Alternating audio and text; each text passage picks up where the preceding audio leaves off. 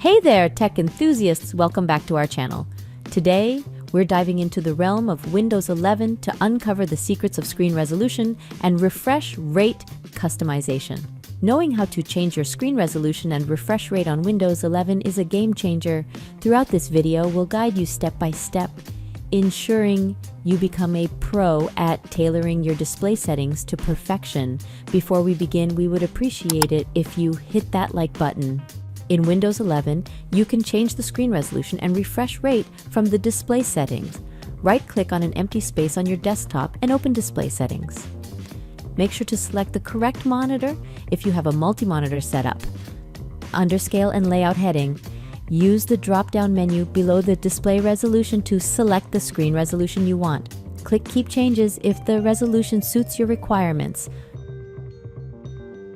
To select a different refresh rate for your monitor in Windows 11, right-click on an empty space on your desktop and open Display Settings.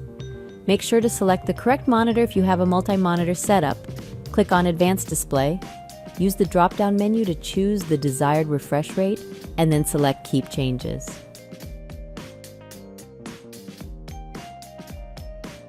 Thank you for watching.